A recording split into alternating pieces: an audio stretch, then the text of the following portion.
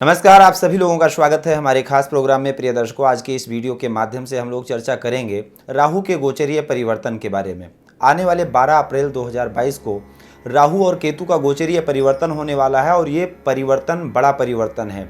राहु और केतु का जो गोचरीय परिवर्तन होता है वो 18 महीनों में होता है। और राहु और केतु कहते हैं ना, शनिवत राहु और कुजवत केतु। शनि के जैसा फल प्रदान करने वाले राहु और मंगल के जैसा फल प्रदान करने वाले केतु किस प्रकार से 12 राशियों पर अपना प्रभाव डालेंगे और 12 राशियों पर किस प्रकार का फल प्रदान करेंगे 1.5 वर्ष तक, यानी 18 महीनों तक, जो कि 11 अप्रैल 2022 को राहु और केतु गोचरीय परिवर्तन करेंगे। राहु का गोचर अभी वृषभ राशि में है। राहु हमेशा वक्र अवस्था में चलते हैं, यानी वृषभ राशि से निकलकर मेष राशि में प्रवेश करेंगे। वहीं पर केतु की बात करें तो केतु वृश्चिक राशि से निकलकर तुला राशि में प्रवेश करेंगे। 4 राशियों के लिए इनका गोचर बहुत ही शुभ माना जाएगा और बहुत ही अच्छा परिणाम देंगे। राहु के लिए ही कहा गया है कि राहु जब देने पर आते हैं, राहु जब देने पर आए तो संभाला ना जाए, लेकिन जब राहु बिगड़ जाते हैं तो राजा से रंक बना देते हैं। वैसे तो राहु को छाया ग्रह माना गया है, इनकी कोई अपनी राशि नहीं होती है, इनका कोई भौतिक अस्तित्व नहीं है, लेकिन जनमानस पर इनका बहुत ही बड़ा इफेक्ट पड़ता है, बहुत बड़ा प्रभाव पड़ता है। राहु के लिए ही कहा गया है कि बुद्ध्या विहीन मत विभ्रम सर्वशून्यम विश्वम भयात विश्वमापद मृत्यु तुल्यम व्याधि वियोग धन हानि विषानि चैव राहुर दशा फ्रिजित जीवित संशयम च। राहु की महादशा हो, राहु जन्म कुंडली में अशुभ स्थान में स्थित हो, तो ऐसे जातक को बुद्ध्या विहीन, बुद्धि से विहीन कर देते हैं। बुद्ध्या विहीन मत विभ्रम सर्वशून्यम, हर प्रकार से मति को भ्रमित कर देते हैं, पूरा संसार शून्य के समान प्रतीत होता है। विश्वम भयात, विश्व से भय लगता है। विश्वम भयात विश्वमापद मृत्यु तुल्यम, मृत्यु तुल्य कष्ट मिलता है। किससे? विष से। व्याधि, व्याधि कहते हैं शारीरिक पीड़ा को। व्याधि वियोग, अपनों से बिछड़ जाना। ऐसे में शादी विवाह दाम्पत्य जीवन में परेशानी आती हैं, प्रेम संबंधों में दिक्कतें आती हैं, प्रेम डिस्टर्ब हो जाता है। व्याधि वियोग धन हानि, धन की हानि करते हैं। विषानि चैव, इन्फेक्शन होता है।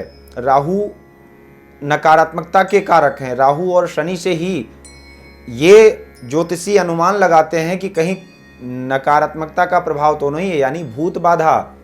जो भूत बाधा या पितृ बाधा या देव बाधा या को किस प्रकार की बाधाएं हैं जिसके कारण जातक परेशान है।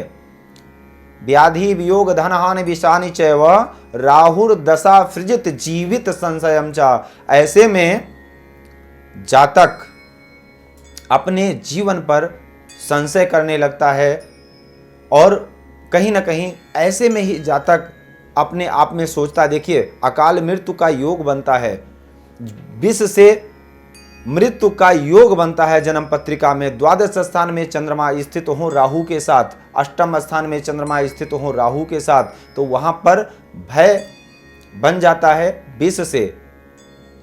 विष से भय का जो है योग बन जाता है। विष से जातक को जीवन में खतरा जरूर होता है, चाहे सर्प से हो, बिच्छू से हो, गोली से हो, कोई दवाइयों का साइड इफेक्ट हो जाए आदि इत्यादि। इस प्रकार से तो कुल मिलाकर के कहने का तात्पर्य यह है कि राहु को, जो कि सिंहिका के पुत्र हैं, राहु के माता का नाम सिंहिका है। राहुर बाहुबलम करोति सततम केतुम कुलश उन्नति। राहु बाहुबल के कारक हैं, राहु बहुत बलवान है। जिस जातक की पत्रिका में राहु अच्छा हो, ऐसे जातक अपने आप में बहुत बड़ा बलवान होता है, कर्मठी होता है और हर क्षेत्र में विजय प्राप्त करने वाला होता है। ऐसे लोगों से लोग भय खाते हैं और हर प्रकार से जातक को की प्रतिष्ठा होती है और कहीं ना कहीं अपने यश कीर्ति का झंडा लहराता है। केतु अगर अच्छे हों तो जातक के कुल में वृद्धि करते हैं। केतु के लिए कहा गया है केतुम कुलस्य उन्नतिम, केतु कुल की उन्नति करते हैं, यानी संतान उत्पत्ति के भी कारक केतु माने गए हैं। तो इस प्रकार से अगर राहु और केतु का गोचरीय परिवर्तन होगा तो किन किन राशियों के लिए शुभ होगा और किन राशियों के लिए अशुभ होगा पूरे 1.5 वर्ष तक, और क्या अगर आपके लिए अशुभ है तो इसका क्या उपाय करना है आपको, इस वीडियो के माध्यम से हम संपूर्ण राहु का गोचरीय फल बताएंगे। और सबसे पहले हम वो बताएंगे कि किन किन राशियों के लिए राहु का गोचर सबसे अच्छा है, क्योंकि राहु इन 1.5 वर्ष में आपको बहुत कुछ दे सकते हैं जब तक गोचर राहु का आपके राशि से शुभ स्थान पर है। और वो कौन कौन सी राशियां हैं जिनके लिए राहु और केतु का गोचर अशुभ होगा। देखिए, इस संपूर्ण वीडियो के माध्यम से आपको पूरी जानकारी मिलेगी, लेकिन उससे पहले मैं आपको कहना चाहूँगा कि अगर आपका भी कोई प्रश्न है ज्योतिष से संबंधित, अगर जीवन में अपने किसी भी प्रकार की समस्या से परेशान हैं, अगर आपको समाधान नहीं मिल रहा है, तो स्क्रीन पर दिए गए नंबर पर आप संपर्क कर सकते हैं, बात कर सकते हैं। वीडियो अगर आपको अच्छा लगे तो इसको लाइक, शेयर और चैनल को सब्सक्राइब कर लेंगे। आने वाला हर वीडियो आपको मिलेगा। ज्योतिष में प्रेम है तो प्लेलिस्ट में जाकर के फलित ज्योतिष का पाठ अध्ययन करें, 1 से लेकर, और पाठ आपको क्रमबद्ध तरीके से मिलते जाएंगे। आपको बेसिक ज्योतिष की जानकारी भी प्राप्त हो जाएगी वहाँ से। तो सबसे पहले हम लोग बात करते हैं मेष राशि की। मेष राशि आपकी राशि के स्वामी मंगल हैं और आपके ही राशि में राहु का गोचर होगा। आपकी राशि से सप्तम स्थान में केतु का संचार होगा। तो राशि से सप्तम स्थान में केतु और आपकी राशि में राहु, राहु अगर राशि में हो तो जातक को बुद्धिमान बना देते हैं और जिद्दी बना देते हैं। तीव्र गति से ऐसे जातक का विवेक काम करने लगता है, कहीं ना कहीं थोड़ा सा अभिमान दे देते हैं। और कहते हैं, बाबा तुलसीदास ने कहा है कि नहीं को अस जन्मा जगमाही, प्रभुता पाए ताहि मद नाही। तो ऐसा कोई संसार में व्यक्ति नहीं है जन्मा जो भगवान की कृपा हो जाए और उसके पास अहंकार ना हो, मद ना हो। तो राहु का जो प्रभाव है आपकी राशि में होने से आपके यश कीर्ति में वृद्धि होगी, आपका विवेक अच्छा काम करेगा, आपकी जो कार्यशैली होगी, आपकी जो कार्य की प्रणाली होगी, जो आपका मिशन होगा, जो आप अपने कार्य करने का प्लान करेंगे, वो बहुत ही बेहतरीन होगा और उस पर आपको कामयाबी भी मिलेगी। लेकिन केतु का गोचर सप्तम स्थान में होगा। मंगल के जैसा फल प्रदान करने वाले केतु, सप्तम स्थान जो कि दारा का स्थान है, सप्तम स्थान जो कि दाम्पत्य जीवन का स्थान है, और वहाँ पर खास करके स्त्री जातक के लिए केतु का गोचर, अगर स्त्री जातक की मेष राशि है तो उनके लिए केतु का गोचर ज़्यादा अच्छा नहीं होगा। आपके लाइफ पार्टनर यानी आपके दाम्पत्य जीवन से संबंधित परेशानी केतु दे सकते हैं। यश कीर्ति के लिए अच्छा होगा, आपके सीनियर से आपको काफ़ी अच्छा लाभ मिलेगा। देश विदेश की यात्राएं हो सकती हैं, आपका स्थानांतरण भी करवा सकते हैं। अगर आप अपना ट्रांसफ़र चाहते थे तो केतु करवा सकते हैं, लेकिन परिवार से दूर करेंगे केवल। अगर आपकी वृषभ राशि है तो आपकी राशि से राहु का गोचर द्वादश स्थान में होगा। देखिए, वो राशि ये है जिसमें राहु का गोचर खराब होगा। केतु का गोचर आपकी राशि से अच्छा होगा, लेकिन राहु का गोचर खराब होगा। कहते हैं ना, द्वादश स्थान में अगर राहु हो तो व्यर्थ की यात्रा। लेकिन यहाँ पर राहु अगर देखा जाए तो उच्च राशि के आसपास हैं, आपकी राशि से 12वें होंगे। आपके राशि में राहु को उच्च राशि का माना जाता है, तो इसलिए इतना खराब नहीं होंगे। लेकिन व्यर्थ का भ्रमण, व्यर्थ की यात्राएं और व्यर्थ का व्यय से बचना होगा। आपको भाग दौड़ अधिक करना पड़ेगा, देश विदेश की यात्राओं का योग बनाएंगे। अगर आपको राहु की ही दशा मिली हुई है तो इस समय पर, और अगर राहु आपकी पत्रिका में अच्छे हैं तो इतना भयभीत होने की जरूरत नहीं है। लेकिन वैसे राहु का गोचर आपकी राशि से द्वादश स्थान में है, जो बहुत अच्छा नहीं है। कहीं ना कहीं आपको खर्च पर, कर्ज पर कंट्रोल रखना होगा, फालतू के वाद विवाद से बचना होगा, कोर्ट कचहरी के मामलों से बचना होगा। इस पर अगर नियंत्रण रखेंगे तो निश्चित है आपको अच्छी सफलता मिलेगी। दूसरे नंबर पर केतु आपकी राशि से 6ठे स्थान में होंगे, आपके कर्म स्थान को प्रभावित करेंगे। और 6ठे स्थान में केतु का गोचर आपके लिए काफ़ी अच्छा होगा। यश कीर्ति में वृद्धि होगी, आपके करियर का नया उत्थान होगा, जिसके चलते आपको एक नई दिशा मिल सकती है, चाहे वो व्यापार की हो, चाहे एक नौकरी की हो। आप अगर जॉब के लिए भी तलाश कर रहे थे तो एक अच्छी नई जॉब आपको मिल सकती है, जॉब में परिवर्तन हो सकता है केतु के प्रभाव से, और पूरे 1.5 वर्ष तक केतु का गोचर आपके लिए अच्छा होगा। मिथुन राशि अगर देखा जाए तो शनि के ढैया के प्रभाव से 2.5 वर्ष से व्यथित मिथुन राशि के जो भी जातक हैं, अगर आपको दशाएं भी अच्छी नहीं मिली होंगी अगर इस समय पर पिछले 2-2.5 साल से, तो समय आपका बिल्कुल अच्छा नहीं था। राहु का गोचर आपके राशि से 12वें गोचर कर रहा था, शनि की ढैया चल रही थी और अभी शनि की ढैया भी समाप्त होने वाली है। अगर देखा जाए तो अप्रैल से लेकर के 29 अप्रैल से लेकर 12 जुलाई तक शनि देव आपकी राशि से भाग्य स्थान में चले जाएंगे और राहु का गोचर आपकी राशि से एकादश स्थान में होगा। और राहु का गोचर एकादश स्थान में होने से कहते हैं ना, 63 ठाया गते पापो जन्मांगे शोभना भवेत। जन्म पत्रिका में जन्मांग चक्र में अगर राहु शनि मंगल सूर्य अशुभ ग्रह जो हैं वो तीसरे, छठे और एकादश स्थान में स्थित हो तो जन्म पत्रिका की शोभा को बढ़ाते हैं। आपकी राशि से राहु गोचर एकादश स्थान में होगा। विपरीत धर्म के लोगों से आपको आर्थिक लाभ होगा। ऐसे लोगों से मदद मिलने से आपको टेंडर मिल सकता है। अगर आप राजनीति या राज्य सरकार से संबंधित जुड़ा हुआ कार्य करते हैं, कोई भी टेंडर डालते हैं तो आपको टेंडर मिल सकता है। राज्य सरकार से संबंधित काफ़ी अच्छा सहयोग मिल सकता है। आपके ऑफिसर से आपको काफ़ी अच्छा सहयोग मिल सकता है। पद प्रतिष्ठा में वृद्धि होगी। निश्चित है पूरे वर्ष आय में कोई कमी नहीं होने वाली है, लेकिन विशेषता आपको ये ध्यान रखना है कि संतान पक्ष से चिंता ना होने पाए। धन कहाँ से आ रहा है, कितना आ रहा है, क्यों आ रहा है, कैसे आ रहा है और इसका सदुपयोग हम कैसे कर सकते हैं, क्योंकि धन की 3 गति है, दान, भोग और नाश। अगर धन आपको आपकी ज़रूरत से ज़्यादा मिल रहा है या आपकी मेहनत से ज़्यादा मिल रहा है या ऊपर की इनकम कर रहे हैं, तो कम से कम उसका 10% आपको गरीब लोगों की मदद में, शादी में, विवाह में, दान में लगाना चाहिए। वो फिर आपको कहीं ना कहीं फलीभूत हो सकता है। अन्यथा आप इकट्ठा करते जाइए।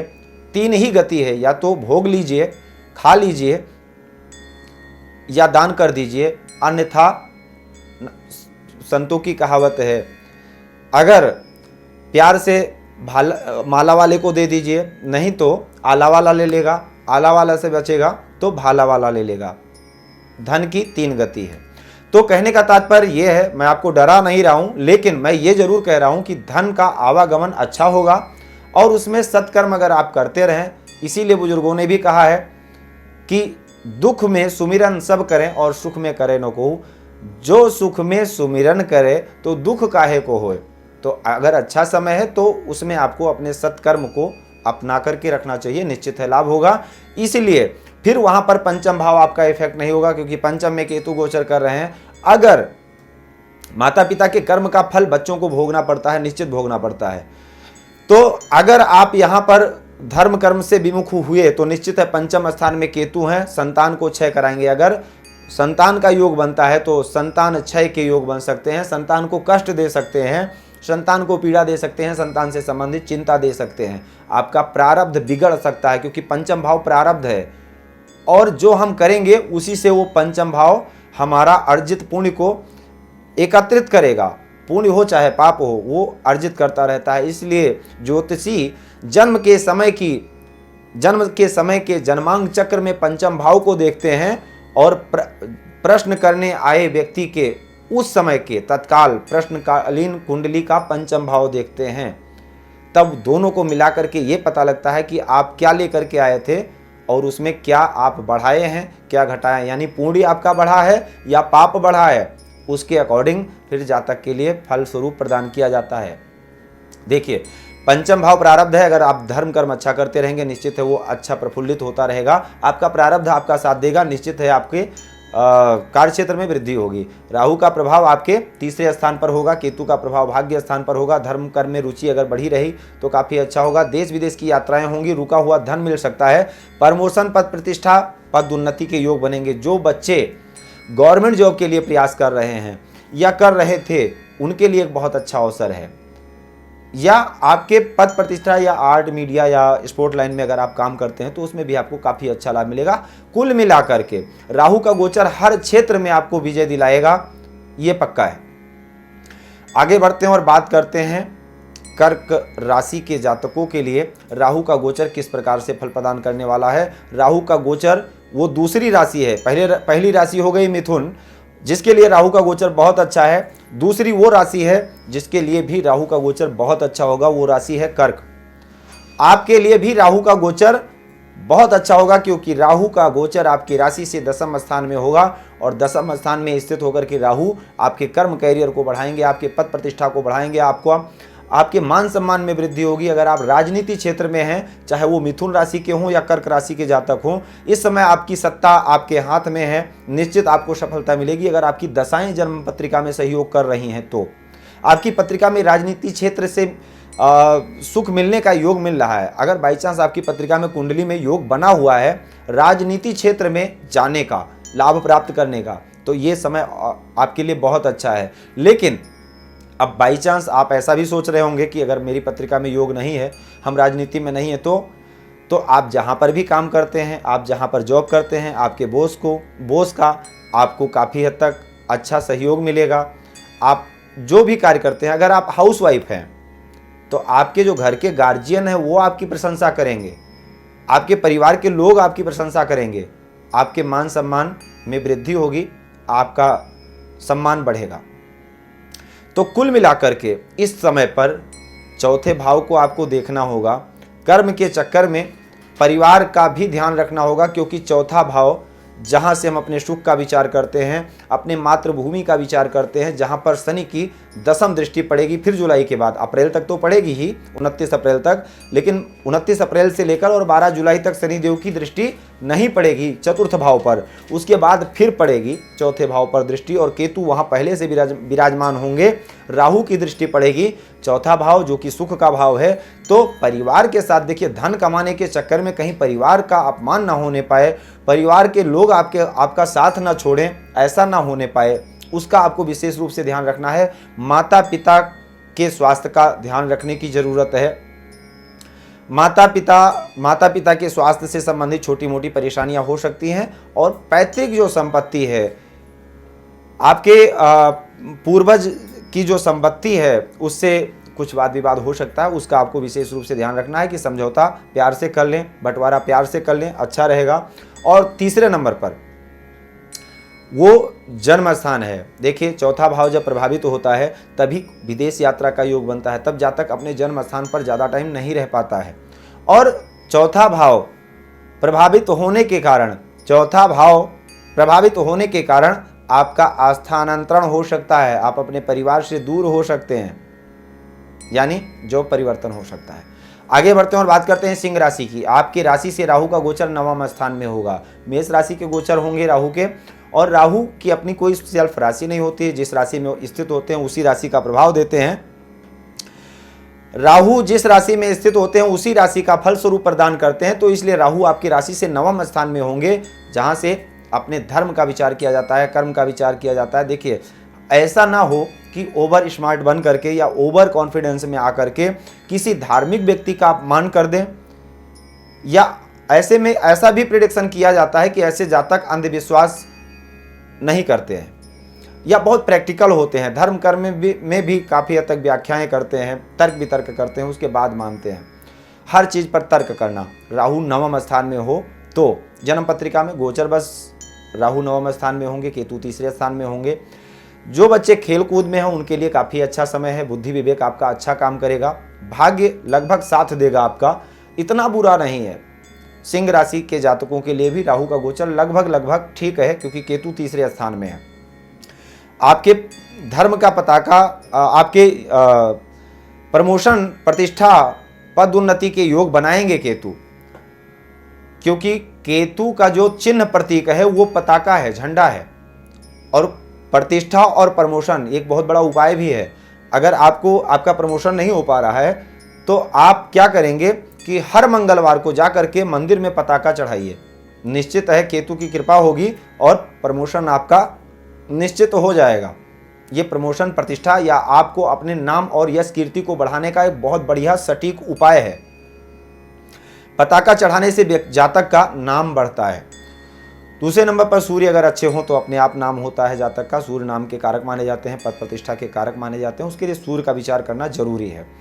दूसरे नंबर पर केतु आपके राशि से अच्छे स्थान में होंगे। केतु का गोचर आपकी राशि से तीसरे स्थान में होगा, राहु नवम स्थान में है। आगे बढ़ते हैं और बात करते हैं कन्या राशि के बारे में। कन्या राशि से राहु का गोचर अष्टम स्थान में होगा, केतु दूसरे स्थान में होंगे। दूसरा स्थान जो कि वाणी स्थान है, कुटुंब स्थान है, परिवार है, धन है, कुटुंब है, तो राहु अष्टम स्थान।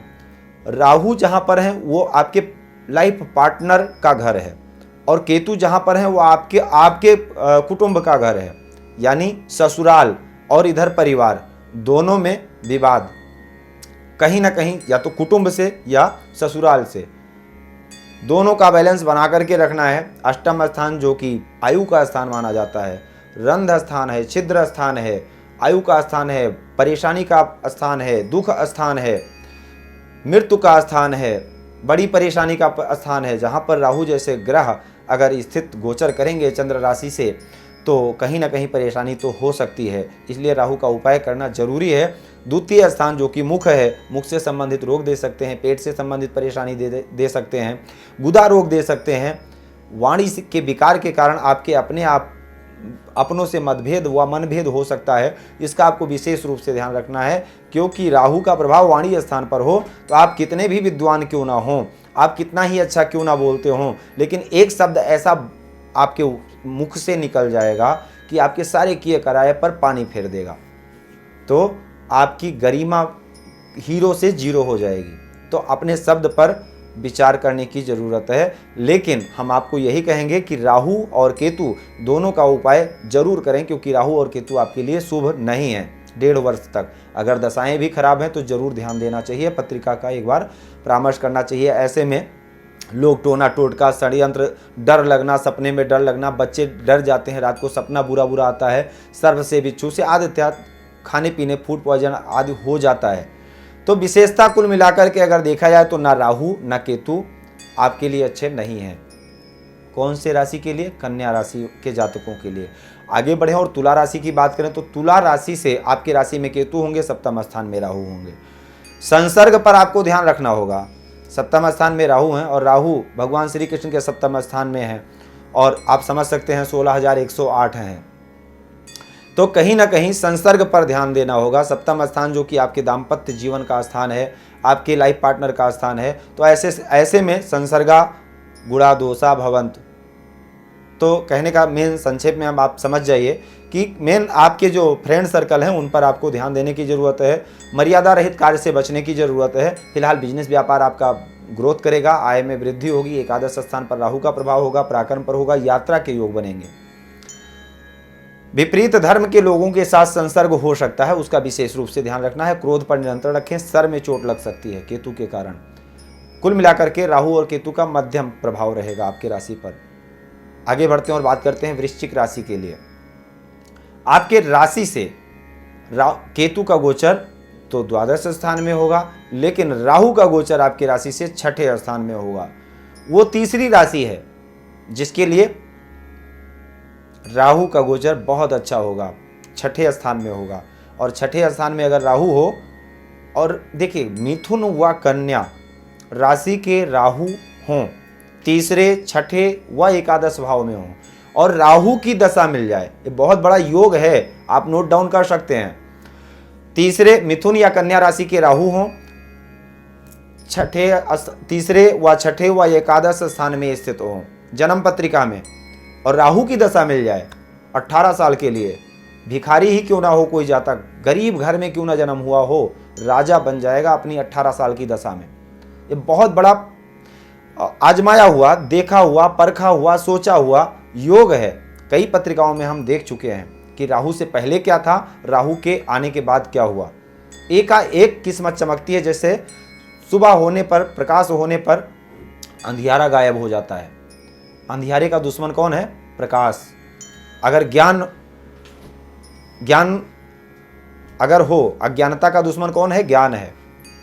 तो कुल मिलाकर के राहु आपके राशि से छठे स्थान में होंगे, आपके लिए बहुत अच्छा है। वृश्चिक राशि के जातकों के लिए बहुत अच्छा है। केतु द्वादश स्थान में होंगे, और ये आपके लिए धर्म कर्म में रुचि बढ़ाएंगे, धार्मिक यात्राएं करवाएंगे, और वहीं अगर धनु राशि की बात करें तो आपकी राशि से पंचम स्थान में राहु का गोचर होगा और आपकी राशि से एकादश स्थान में केतु का गोचर होगा। लगभग ठीक है, लेकिन आपके प्रेम संबंध अधिक बढ़ सकते हैं। पंचम स्थान में राहु हो, राहु की दशा मिल जाए तो ऐसे में अधिक लोगों से जातक के प्रेम होते हैं।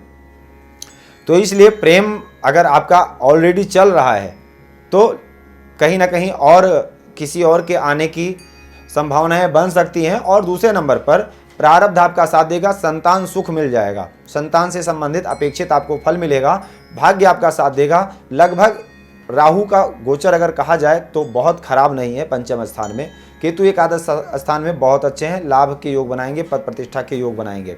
आगे बढ़ें, मकर राशि से चौथे स्थान में राहु का गोचर होगा और दसम स्थान में केतु। केतु आपके लिए बहुत अच्छे होंगे, लेकिन राहु का गोचर थोड़ा सा कम ठीक होगा। क्या? माता के स्वास्थ्य को लेकर के। लेकिन राहु आपके सुख सुविधाओं में वृद्धि करेंगे, क्योंकि शनि और राहु जहां पर बैठते हैं वहां से मिलने वाले सुख में वृद्धि कर देते हैं, क्योंकि शनि के लिए ही बताया गया है। शनि जहां पर स्थित होते हैं, स्थान हानि करो जिह्वा, स्थान लाभ करो शनि।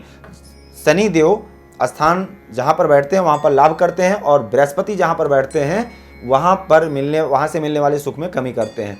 तो शनि के जैसा फल प्रदान करने वाले राहु आपके राशि से चतुर्थ स्थान में होंगे, और चतुर्थ स्थान जो कि खुशियों का स्थान है, सुख का स्थान है, तो सुख में वृद्धि करेंगे, घर मकान वाहन जमीन आदि इत्यादि के योग बना देंगे। और वामांगी लोगों के साथ संगति हो सकती है।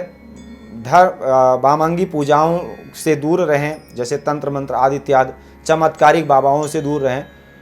ये आपके योग बन सकते हैं, क्योंकि अष्टम स्थान पर राहु का प्रभाव होगा। तो यहाँ पर राहु भ्रमता के कारक हैं, तो अष्टम को देखेंगे जो कि अचानक लाभ यानी सपना दिखाएंगे कि कहीं ना कहीं अचानक लाभ हो जाए। लॉटरी सट्टा जुआ आदि इत्यादि में अगर फंसेंगे तो नुकसान होगा। केतु आपके लिए बहुत अच्छे हैं, कर्म कैरियर के लिए बहुत अच्छा फल देंगे। अब वो चौथी राशि है जिसके लिए राहु का गोचर बहुत अच्छा होगा, वो राशि है कुंभ। आपके राशि से तीसरे स्थान में राहु का गोचर होगा, और राहु यहाँ पर बहुत ही अच्छा फल प्रदान करने वाले हैं। अगर आपका सपना विदेश जाने का था, निश्चित पूरा हो जाएगा। विदेश जाकर के शिक्षा अध्ययन करना चाहते थे, निश्चित पूरा हो जाएगा।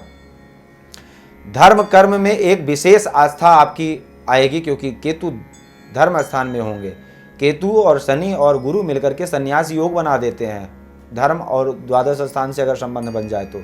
फिलहाल उस योग पर बात करेंगे बाद में, लेकिन धर्म स्थान में केतु का गोचर है, और केतु आपको धर्मपरायण रखेंगे। आपके व्यक्तित्व में बड़ा परिवर्तन देखने को मिलेगा। कुल मिलाकर के सारी विशेषताएं राहु और केतु देंगे, हर प्रकार से शुभ फल प्रदान करेंगे। जो चाहेंगे वो 1.5 वर्ष तक आप कर पाएंगे। आपका सितारा बुलंदियों पर रहेगा। आगे बढ़ते हैं और बात करते हैं मीन राशि की, जो कि ब्रह्मांड की आखिरी राशि है। आपके राशि से द्वितीय स्थान में राहु का गोचर होगा। धन के लिए काफी हद तक ठीक है, लेकिन वाणी पर आपको नियंत्रण रखना होगा। लेकिन गुदा रोग से संबंधित पीड़ा दे सकते हैं। केतु अष्टम स्थान में है, जो कि गुप्त परेशानियों के कारण है, और कहीं ना कहीं पेट से संबंधित खान पीन का आपको ध्यान रखने की जरूरत है। इससे संबंधित आपको परेशानी दे सकते हैं। राहु धन की स्थिति को अगर देखा जाए तो ठीक है, मीटिंग या एक नए स्रोत डेवलप करने का, मीटिंग करने का, प्लानिंग करने के योग बनाएंगे। लेकिन वाणी पर विशेषता आपको निरंतर रखने की जरूरत है, खान पीन पर विशेष ध्यान रखने की जरूरत है। अब हम बात करते हैं कि अगर राहु खराब हो तो क्या करना चाहिए और क्या नहीं करना चाहिए। राहु अगर आपकी पत्रिका में गोचर में खराब है या दशा में खराब है, तो नाखून साफ सुथरे होने चाहिए, बड़े नहीं होने चाहिए, बाल छोटे होने चाहिए, साफ सुथरे होने चाहिए। साफ सफाई का बहुत विशेष रूप से ध्यान रखना चाहिए। चंदन का इत्र प्रतिदिन इस्तेमाल करना चाहिए, और 1 शीशी चंदन ला करके भगवान के लिए रखें और भगवान को रोज चंदन का इत्र लगाएं। इससे राहु की कृपा 101% आपके ऊपर बनी रहेगी, ज़्यादा अशुभ प्रभाव आपको नहीं मिलेगा। दूसरे नंबर पर राहु के लिए, राहु अगर खराब है तो दुर्बा और सरसों के तेल से हवन करवाएं। वैदिक मंत्र राहु का ओम ज्ञान चित्रा भूधूति फदा वृद्धा के अशिष्टावृताओं रांग राहुवे नमः, इस मंत्र का जप करवा करके और दुर्बा और सरसों के तेल से हवन करवाएं। इससे राहु के कुप्रभाव से बचेंगे। ब्राउन कलर के वस्तुओं का आप दान करें शनिवार के दिन, जैसे कि सूरमा है, कंबल है, चप्पल है, चमड़े का जूता चप्पल आदि इत्यादि है। ये सब दान करेंगे तो इससे आपको लाभ मिलेगा। वीडियो अगर आपको अच्छा लगा हो, आगे बढ़ाते जाएं, लाइक करें, शेयर करें, सब्सक्राइब करें। और अगर आपका भी कोई प्रश्न है स्क्रीन पर दिए गए नंबर पर कॉल करके बात कर सकते हैं। जय सिया राम, जय श्री कृष्ण, राधे राधे।